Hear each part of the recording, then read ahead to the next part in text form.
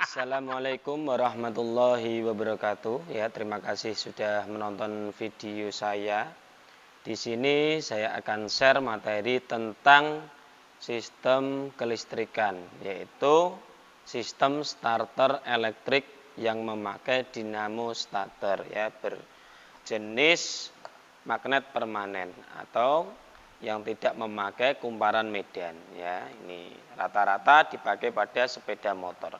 Nah, ini kebetulan ada dinamo starter yang lanjutan kemarin, ya, dinamo starter Supra X 125 cc. Oke, ya, di sini ya fokusnya saya adalah untuk share materi kepada pemula yang baru mau bergabung di dunia otomotif. Ya, jadi kita pelan-pelan sambil menikmati video ini sambil kita membahas satu persatu nama-nama komponennya beserta fungsi-fungsinya. Baiklah, ya. Di sini komponen pertama pada sistem starter elektrik yaitu aki, ya. Di sini ada aki basah, jadi aki basah sudah pasti perlu perawatan, ya. Dan di sini aki sendiri mempunyai fungsi adalah sebagai sumber arus utama pada sistem starter, ya. Dan di sini ada beberapa bagian, ya, atau konstruksinya. Yang pertama ada kotak aki. Jadi sudah pasti kotak aki ini menampung seluruh bagian konstruksi pada aki, baik itu elektrolitnya, selnya, ya, terus beserta tutup-tutupnya. Itu. Terus selanjutnya, ya, ada tutup aki. Ya, ini ada tutup aki berjumlah 6, ya. Ya, 6, ya, sudah pasti fungsinya untuk menutup lubang aki jika terjadi goncangan pada sepeda motor, ya, elektrolit tidak tumpah. Itu, ya. Selanjutnya, ya, ada 2 terminal. Jadi di sini ada yang tanda positif, ya, dan negatif. Di sini ada terminal positif dan terminal negatif. Tuh, sudah pasti ini untuk menyalurkan arus, ya. Terus selanjutnya ada lubang ventilasi atau vent plug, ya. Di sini, ya, sebagai pernapasan dari aki basah. Jadi ketika aki ini terjadi pengisian di dalam sepeda motor, elektrolit akan menguap, ya, menguap untuk membuang angin uapannya atau sisa-sisa penguapannya bisa melalui lubang pernapasan ini atau ventilasi. Tuh. Terus selanjutnya di sini ada indikator elektrolit, ya, di sini ditandai dengan upper level, yang bawah lower level. Jadi sudah pasti kalau elektrolitnya mencapai lower level, ya, silahkan diisi sampai ke upper level. Oke, ya. Selanjutnya yang di dalam, ya, ini di sini, ya, ada sekat-sekat. Ya, ini sekat-sekat ini namanya separator. Ya, ini sebagai penyekat dari sel, penyekat sel dan elektrolit. Ya, ini agar apa? Agar elektrolit tetap seimbang ketika terjadi kemiringan seperti ini, ya. Nah, ini akan seimbang. Nah, ini karena adanya separator, ya. Terus selanjutnya, ya, di dalam yang putih-putih ini, ya. Ini adalah sel aki, ya. Terus yang air sudah pasti elektrolit. Itu, ya. Selanjutnya ada fuse, ya. Ini fuse tipe gurita, ya, 2 kaki. Ya, ini sudah pasti fungsinya untuk sistem keamanan, ya. Keamanan untuk apa? Untuk sistem starter. Jika mana ada terjadi konsleting atau hubungan arus pendek, yang putus, ya, yang rusak adalah fuse-nya. Jadi ini mengorbankan diri, ya. mengorbankan diri untuk kebaikan semua sistem yang ada, gitu ya.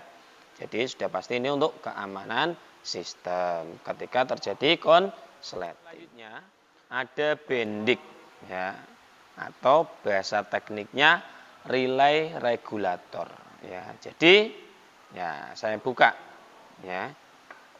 Jadi di dalam bendik sudah pasti ada kumparannya. Ya, ini kumparannya. Terus terdapat juga platina atau plat. Ya, ini ya yang kecil. Jadi ketika kumparan ini mendapatkan arus listrik ya, pada tombol starter ketika ditekan, ini akan terjadi kemagnetan ya, sehingga akan menempelkan plat ya ini atau biasa kita sebut terminal 30 ke terminal 87 ya itu. Nah, di sini sendiri kita sebutkan ada 4 terminal, ada 30, 37, 86 dan 85. Jadi 85 ini ke switch starternya, 86 ke massa, dan 30 ini dari aki, dan yang terakhir ini 87 ya, menuju ke motor starternya atau dinamo starter. Ya, jadi seperti ini dalamnya bendik atau relay solenoid. Ya, ini pegasnya ya. Ya, oke. Kita tutup lagi. Komponen terakhir adalah dinamo starter atau motor starter. Sudah pasti ini fungsinya untuk merubah energi listrik ke energi mekanik, ke mesin ya, intinya itu untuk memutarkan atau menyalakan mesin sepeda motor. Itu ya. Kita bahas nama komponen ya beserta fungsinya yang ada di dalam dinamo starter. Yang pertama ya ada bearing ya. Di sini bearingnya tertanam pada cover yang depan. Jadi fungsi bearing sudah pasti untuk melancarkan putaran dari as starternya. Selanjutnya ya ada armatur ya. Jadi di sini gelondong ini armatur atau bahasa bengkelnya angker ya. Dan armatur sudah pasti mengubah energi listrik menjadi energi mekanik ya. Selanjutnya brus ya, kedua brus ini yang brus sudah pasti ini untuk mengalirkan arus ya, meneruskan arus yang diperoleh dari ini kabel merah yang menuju ke relay solenoid dialirkan ke brus. Brus ini menempel pada komutator. Jadi mengalirkan arus ke komutator sehingga komutator ini meneruskan lagi ke kumparan jangkar atau kumparan armatur ya, sehingga terjadi kemagnetan pada armatur sehingga tolak menolak dengan magnet yang berada di dalam yok ya. Jadi ketika tolak menolak sudah pasti untuk ujungnya atau armatur ini berputar. Itu ya. Oke ya. Itu saja untuk penjelasan pada dinamo starter.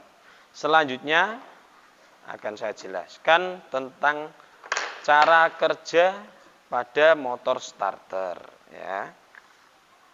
Di sini ada diagram secara singkat ya. Di sini ada aki ya. Aki ya mengalirkan arus ke fuse ya sampai berhenti ke terminal 30. Dari terminal 30 ini berhenti arus 10B ya. Setelah itu ya switch starter ditekan ya sehingga arus mengalir ke terminal 85 dan ke kumparan ya. Kumparan mana ini? Kumparan relay solenoid atau bendik.